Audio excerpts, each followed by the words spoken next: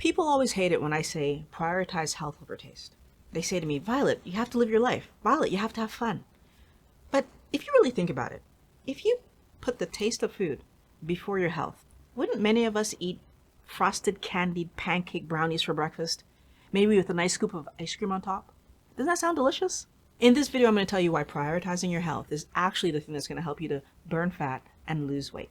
Hello, Wellness Warriors. Welcome to Mind Blowing Health and Wellness with Violet. The reason I make these videos is to help you to see that your mental health and physical health are both necessary if you're going to have a happy, healthy life.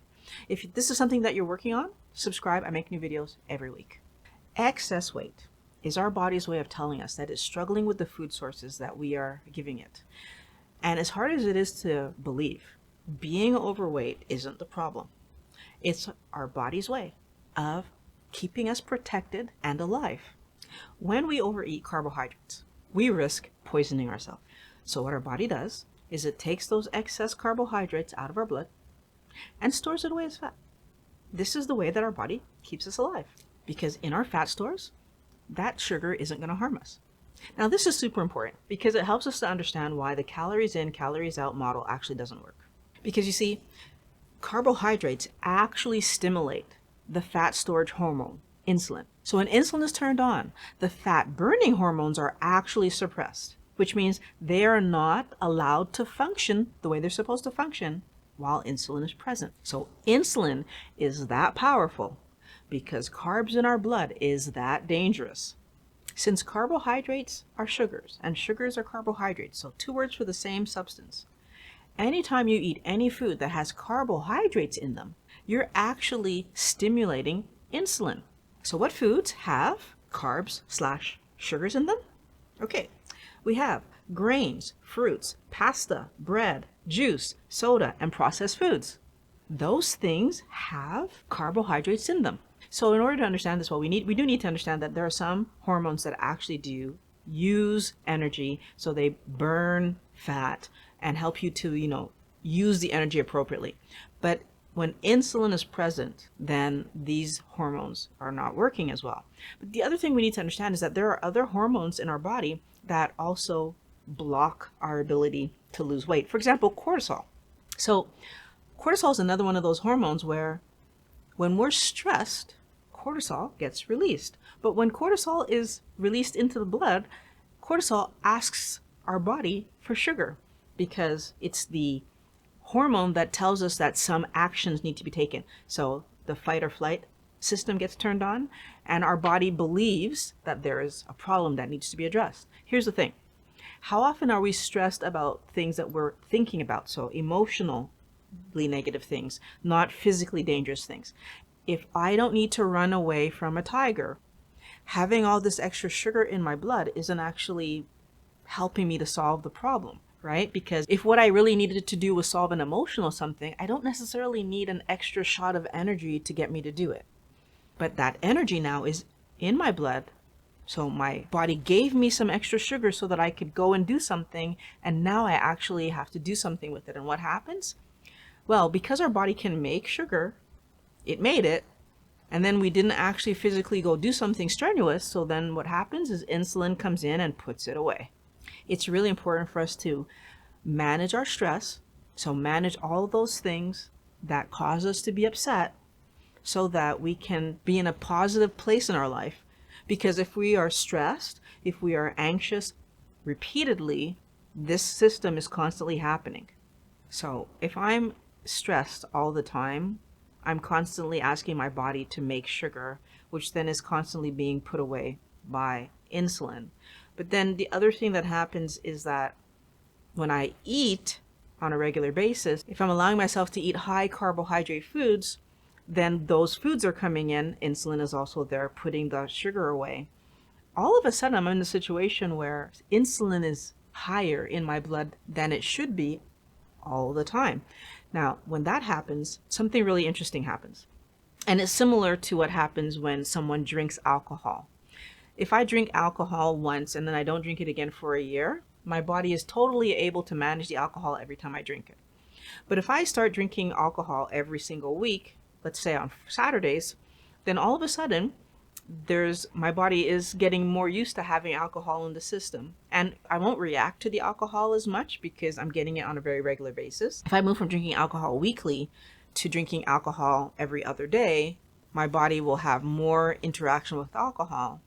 It will take me a little bit more to get tipsy than if I only had it once a year or once a week.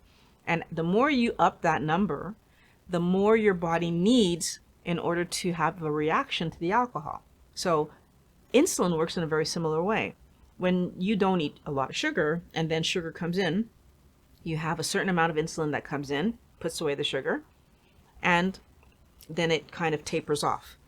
However, if I'm constantly eating sugar, then insulin is being bumped up, because what happens is I'll eat sugar at breakfast and then the taper is happening, but then more sugar comes in at snack, and then the taper is happening, but more sugar comes in at lunch, and then the taper is happening, and then snack, supper. And actually, even though I started my day way down here, by the time I get over here, so I don't actually get a chance to get back down to baseline until I go to sleep.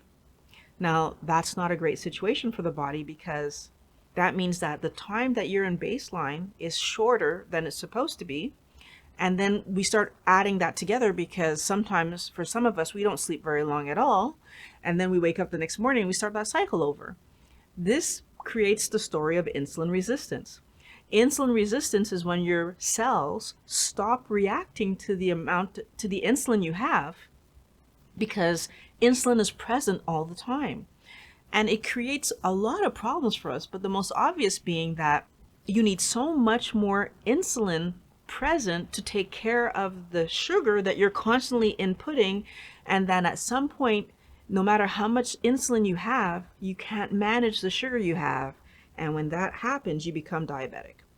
Now, it's very interesting to think about the fact that in these situations, you actually have energy, and yet you're constantly hungry, because the other thing that's happening in the story is that the sugar energy that you're eating cannot be left available for you to use, because it's at toxic levels for your body, and so it keeps getting put away. So we walk around with all this fat storage energy on us, but yet we're still hungry and we're eating, because those fat stores also push us to produce hormones that tell us to get food.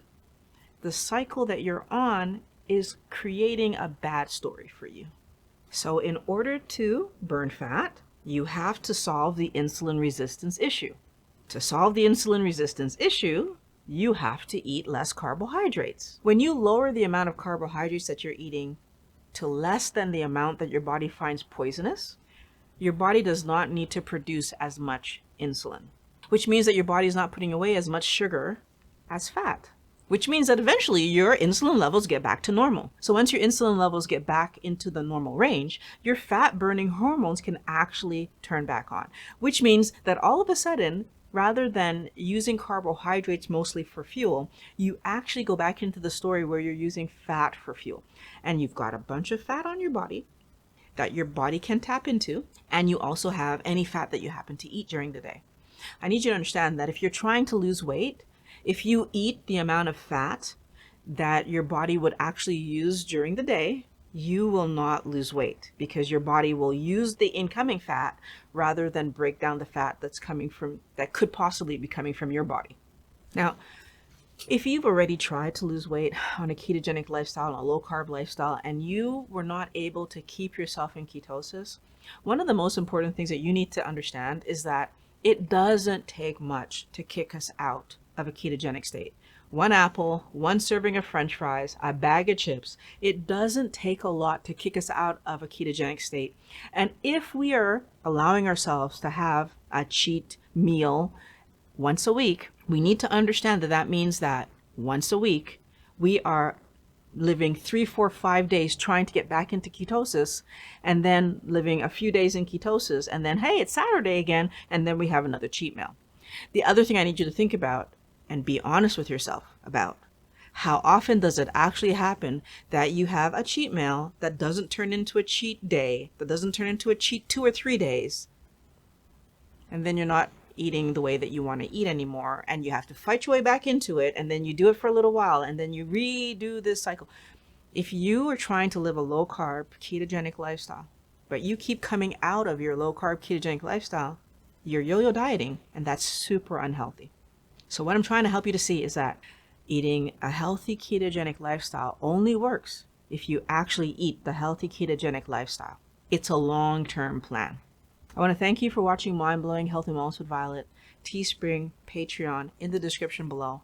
I love making these videos for you guys. Check out my other video that I have here. It's going to help you to improve your health. Talk to you again next week.